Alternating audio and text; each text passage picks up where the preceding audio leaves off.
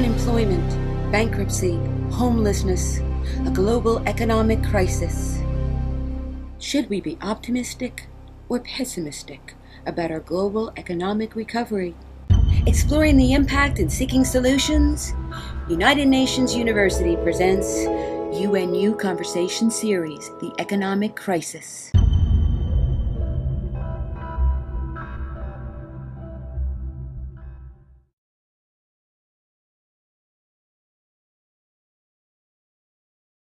Hello and welcome to this edition of the UNU Conversation Series on the financial crisis, organized in connection with the June 2009 UN Conference on the world financial and economic crisis and its impact on development. I am Jean-Marc Coicaud from the United Nations University Office at the UN here in New York. And with us here today, we have Luc Soete, who is the Director of the United Nations Maastricht Economic and Social Research and Training Center on Innovation and Technology. It's a long title, but it's about UNU Merit. So Luc is the director of UNU Merit based in the Netherlands. And the topic of our conversation is going to be the impact of the financial crisis on technological innovation. So perhaps, Luc, to start with, a simple question. How does, and a generic question, if you will, how does technology and innovation contribute to economic growth? Well, technology and in particular innovation are really essential factors in bringing about economic growth and more generally economic development. One of the central issues is really to what extent poor emerging countries and rich countries use our knowledge, which we all accumulate worldwide and which we develop in each of our countries to enhance economic development. So technology and innovation are probably the key factors for any economic development in any country. In economics, we generally look very much at labor, at capital, etc. But behind all this is, of course, knowledge. It's the way we improve continuously, the way we use labor and capital to produce more, better products, higher quality products, and improve the way we organize ourselves. So precisely, is there a connection between the financial or economic crisis unfolding at the moment and the ability of generating growth out of technology innovation? In other words, is this crisis affecting our ability to generate, to produce innovation in the field of technology? Well, this is one of the biggest concerns, of course, that this is very much a crisis in terms of mistrust. A crisis in the way we sort of become much more risk aversive, both with respect to investments as well as with respect to consumption, with respect to introducing new things, etc. So we've become very much societies in both developing and developed countries. We become societies which are looking to the future with much more concern. We are more fearful about the future. We are estimating the risks of investing in the future at much higher levels. So I think this financial crisis is really illustrated probably best by the words cash is king. And you observe this in every firm. In other words, the pressure in every firm is trying to as much bring forward cash and be very careful about investment, and particularly investment in high risky products. And of course, knowledge investment, yes. So in essence, Luc, you are saying that in fact there is, if you will, a philosophy of time behind technology innovation. We have to believe that there is a future, that there is and something good in store in the future to really be committed to technology innovation and to invest in such innovation, right? Well, this is the whole issue. Innovation is really a belief in the future. That is to believe in our capacity to continue to come up with new products, with better methods of production, with better organizations, etc. So it's really, innovation is also an activity where we take risks. The guy who is prepared to go against the stream of all the others, what Schumpeter described as the innovative entrepreneur. That person, of course, in a period of crisis, is much less forthcoming and will probably have strong doubts whether he dares to come up with those new investments, those radical investments, because he will consider that in this moment of crisis, the selection environment, the environment in which he operates, is actually too tough, and so he might postpone these investment decisions. Alternatively, he might cancel them. And that's the biggest concern we have. You see this in many, both the large firms in the US, in Europe, in Japan, etc., which are postponing large investment processes or programs in terms of research and development, in terms of bringing up new products on the market, etc., where precisely at this moment, if you think of sustainable development, we think of greenhouses or green energy saving technologies. This is the moment when we precisely need much more innovations and much more new technologies in many areas. Luc, could you give us some specific examples having to do with precisely this kind of caution, which is now part of the culture, you are telling us, culture of technology innovation? So first question, give us please for the audience some concrete examples. And second question, I mean, is it something which is affecting mainly developed countries, or is it something which is also destined to have an impact on developing countries? Well, I think with respect to the first examples, it's very clear. You only have to look at the venture capital market, which is really the financial market which invests in startups, to observe that at this moment in the crisis, the venture capital market has more or less collapsed. And it hasn't collapsed because there would be not so much money available who is ready to invest in terms of new high-risky products, but it's rather that there is not a single entrepreneur. There are very few proposals actually being brought to venture capitalists to invest in. And this is, you see this in many areas actually. You see this in cases where, at this stage of the crisis, it is too risky to go for very radical, new, innovative products. You will not dare to introduce them. You will wait till you see some signs of economic recovery. You observe this in terms of large firms, in terms of their sort of research portfolio, that they're not introducing certain new products and new processes. They're waiting. And you observe it, of course, very much with respect to the new small firms. We have very few EPOs, new proposals on the stock market. We have very little projects which venture capitalists can fund because they're very little on the shelf, so to say. On your second question, is this very much affecting also the emerging and the developing countries? Well, to a much lesser extent, of course, in the first instance, because emerging countries are still on this catching up phase. They still will witness significant growth in 2009 and 2010. At least we expect this for the case of China, India, a number of other countries which still have a strong internal growth dynamic. It will be much less than what it was in 2007 or 2008 even, but still there will be significant growth potential. So there is still a dynamic going on. But in many of the poorest countries, of course, the microfinance, which is typically the way in which you find new initiatives being taken, new investments taking place, you see a lot of foreclosures there, you see a lot of persons who are not in the position to really launch their product. So I think there too you find a significant decline in the risk readiness of small entrepreneurs to come up with these new entrepreneurial initiatives. So what are the short-term and long-term ramification of this state of affairs? I mean, what does it mean for the short term, but also for the long term?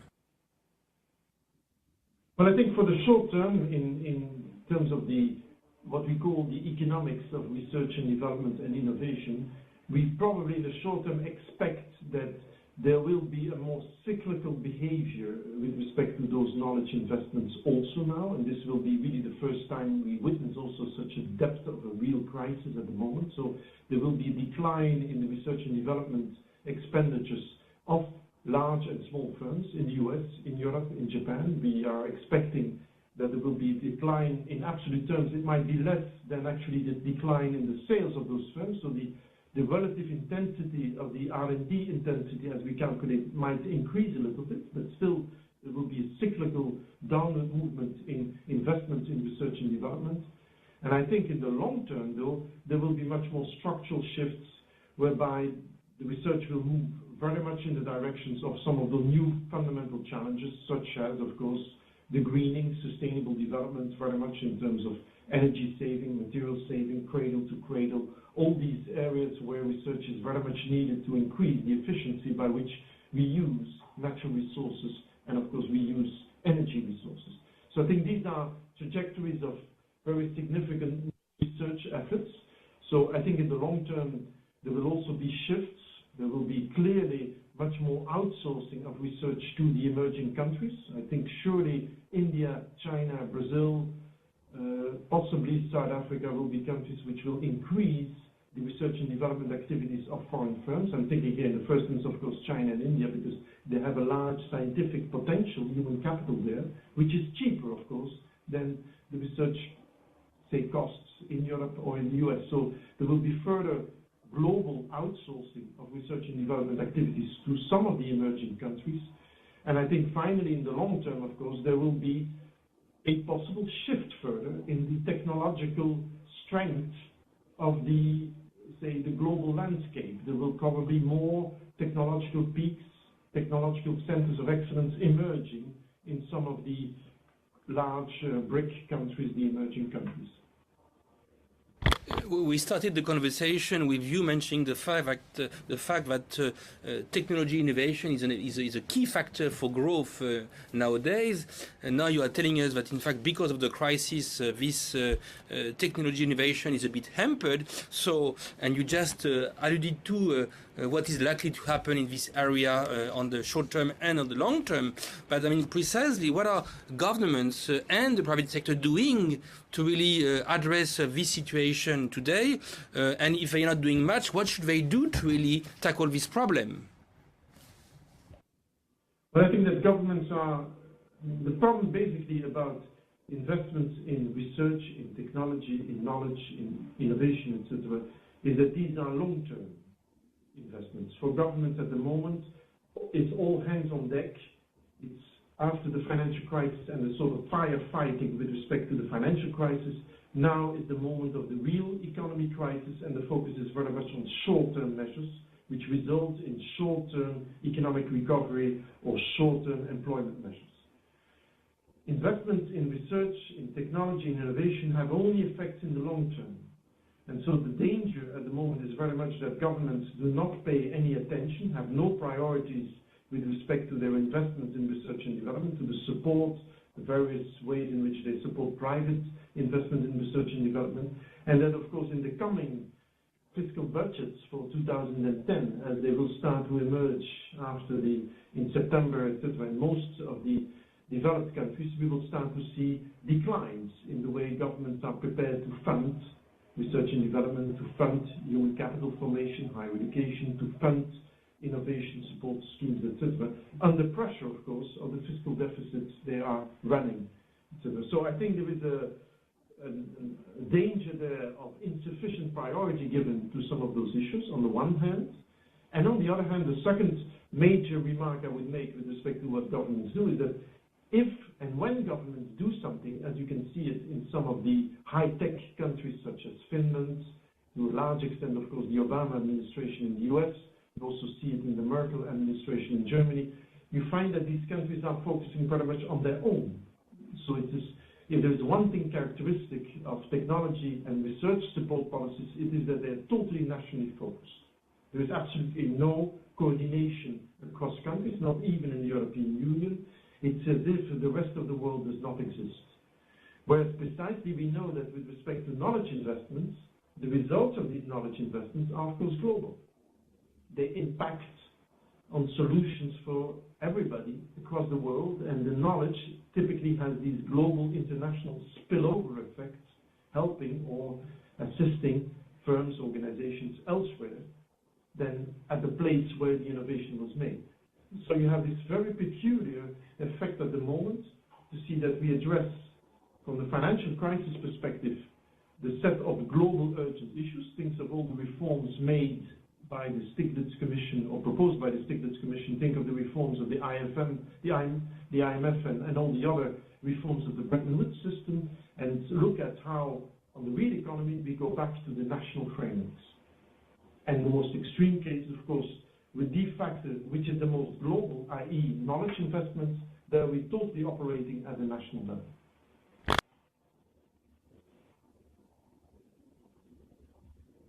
I lost your sound, I'm afraid. 3 follow-up questions, if you don't mind. Since technology innovation is so important to growth, I mean, what is the contribution in quantitative terms, I mean, in quantitative terms of technology innovation to growth? I mean, what is the percentage? I mean, if you had to quantify this contribution, what would it be? First question. Second question, the models of cooperation between the public sector and the private sector when it comes to technology innovation vary from one region to the other one. I mean, the European model is quite different from the Asian models or the Japanese model, for instance, and quite different from the American model. So how are they doing in this context in terms of trying to tackle unfolding challenges? And perhaps it's too early to say to assess, but I mean, how do these different models handle the situation? And third question, just following up on your comment on the lack of coordination that you are witnessing at the moment. I mean, how do you balance the fact that innovation is about trying to create an edge for oneself, it's about competition, and your call for coordination? So these are my 3 follow-up questions. Well, the first one is the most difficult one, and of course we know this very well from the economics literature. Back in the 50s, Mo Abramovich called already the contribution of knowledge as a measure of our ignorance, actually, what we could not explain by the other factors. And in general, all the econometric models always come with estimates of the contribution of technology or human capital or improvements to various production processes as remain the residual of the kind of economic growth which cannot be explained by the traditional input factors such as labor, capital, possibly materials, etc., energy. So from this perspective, the measures are really very different from country to country. And secondly, of course, these measures only make sense within a global framework.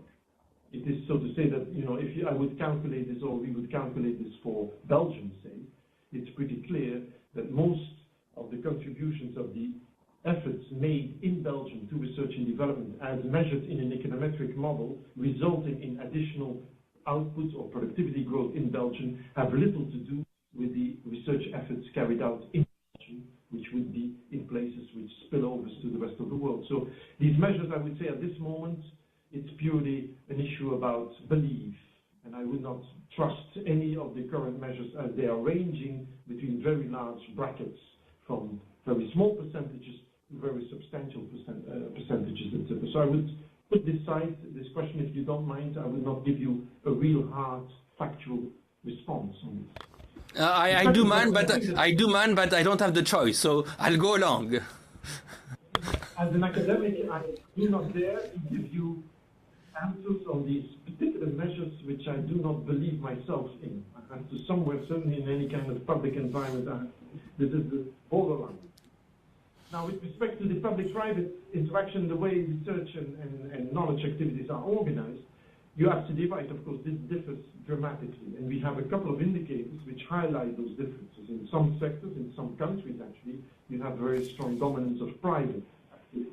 In the US, in Japan, typically, the private sector represents very large, 2/3, sometimes even in Japan, even more, of total research activity. In other countries, such as France, your country, this is rather the opposite. The public sector is very significant and represents a very large percentage of research and development activities. I think that what the crisis brings to the forefront, and I think this is probably a fascinating moment which we are witnessing, is that, of course, every country is to some extent searching for an optimization of the interaction between private and public activities. And at the moment, we see that these two sets of activities have often been isolated from each other, that actually they've been governed by particular rules saying that public should be research and development activities which do not lead to private firms being able to appropriate the results of those research activities in terms of their own advantages, through patents, through various other forms of intellectual appropriation. And we are seeing that actually in the private sector itself, there is increasing interest in what we call open innovation systems. That is to say that they are contributing to the carrying out research in large research labs, of which, as a matter of fact, through the international specialization, they're only actually using a very small number of those research results for their own production. And very large parts of these activities of these big research labs, which you find typically in Europe still very much so, are not used, are just stored, are of course part of the intellectual appropriation mechanism, will be reflected in numbers of patents, etc. Think of Siemens, think of Philips, with very large, substantial portfolios of patents, which are basically not used for their own production. And I think there is a very strong movement, certainly in Europe, to realize that these research laboratories might provide a strong basis for underutilized knowledge results. And that by linking those private research labs more intensively with public research activities, with universities, with venture capitalists, we get much more growth out of those private research labs than we have at the moment. So I think this crisis might well lead to a very fundamental restructuring of the way we organize research and the traditional distinction we've had between privately funded and privately organized R&D and publicly funded and publicly organized R&D. Already we know from the US and from the tremendous amount of federal R&D funding to National Institutes of Health, DARPA, NASA, National Energy, etc., going to private firms, that a large part of the research activities carried out in the private sector are actually funded to public federal funds.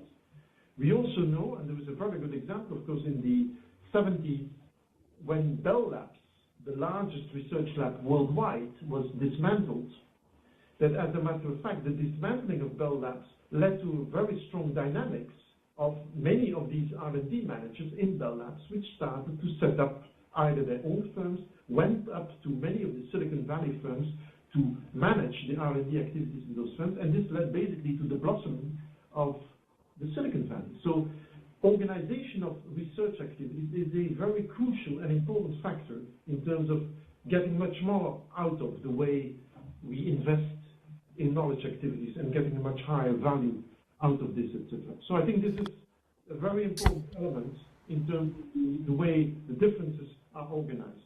Now, you turn to the last point. In essence, you are, Luc, in essence, you are saying that this crisis could lead to a re-engineering of the relationship between the private sector and the public sector when it comes to R&D and so on. Two final questions, since we are reaching the end of our conversation. In a few words, how do you handle this tension between innovation, which is about trying to create for oneself an edge, and what you call for coordination? And also, perhaps final question, innovation is not always a contributor to economic growth. In a way, one could argue that it's innovations through financial product innovation which led to the crisis. So how do you, once again, find a balance between productive innovation as opposed to destructive innovation? And that will be my last question. So first of all, the tension between innovation as a way to create an edge for competition and need for coordination. And second of all, what's the tension between productive innovation and destructive innovation? Well, first, on your first question, technological innovation is, of course, has been the basis of competitiveness of firms.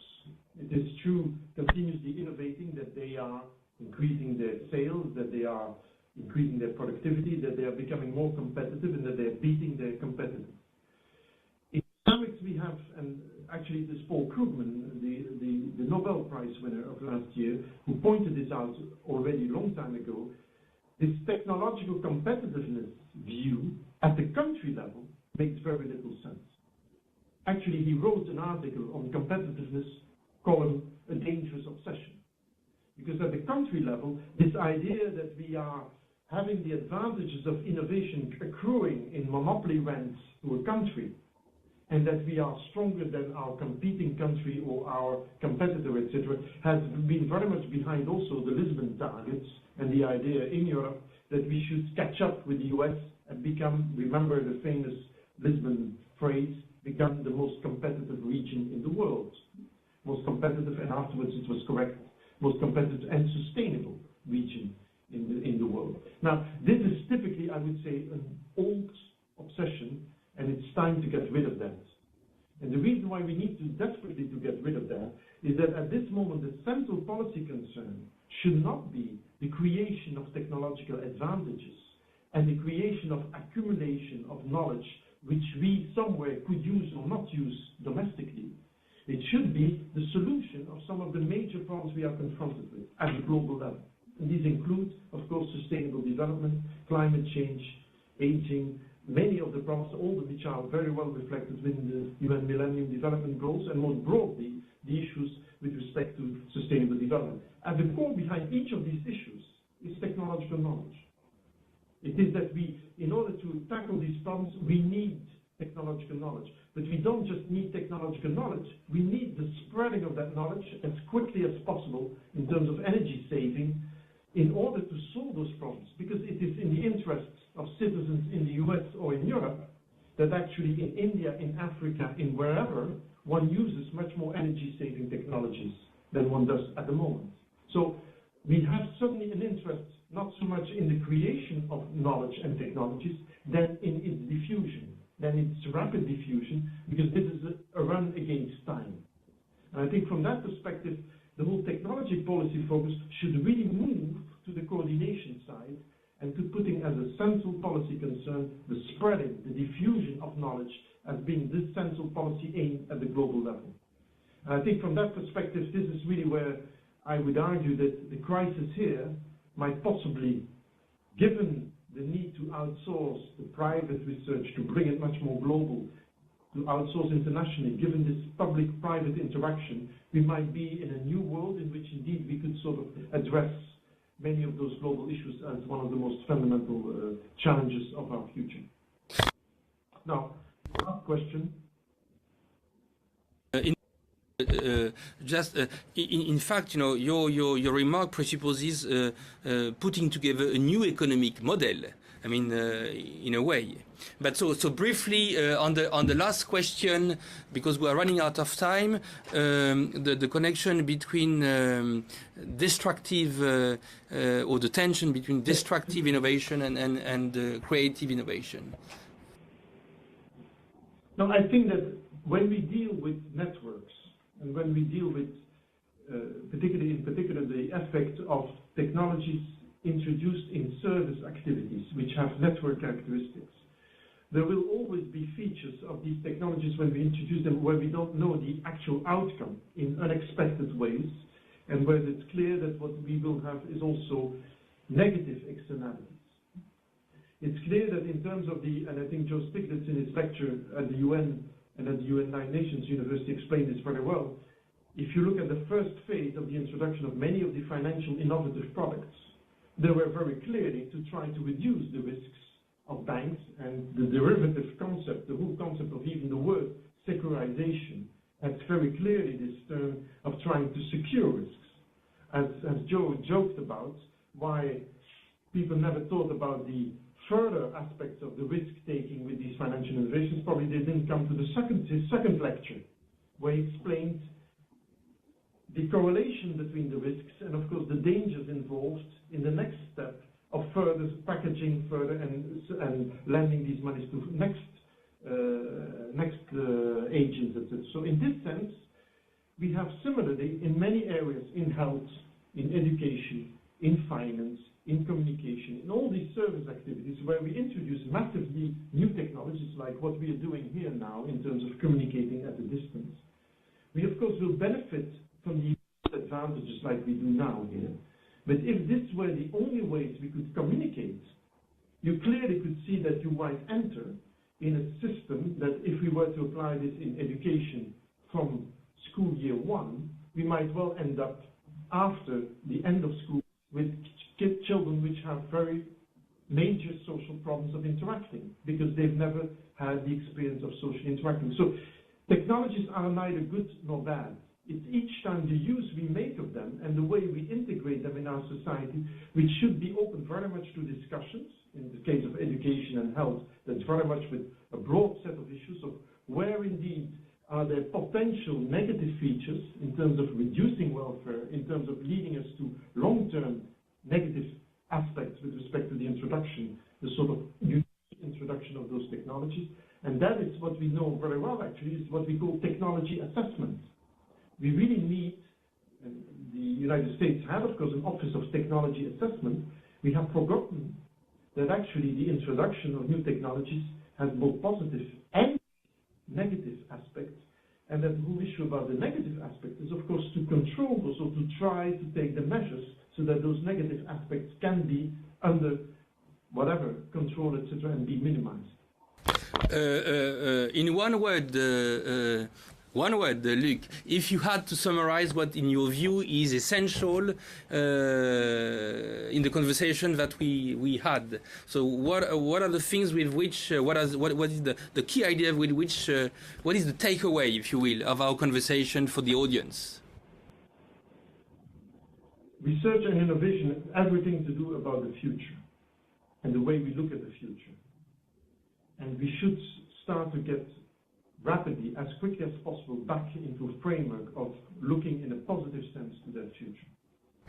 Luc, thank you. We have now reached the end of this conversation. We were having a conversation with Luc Soete, who is the director of UNU Merit, a UNU center located in the Netherlands.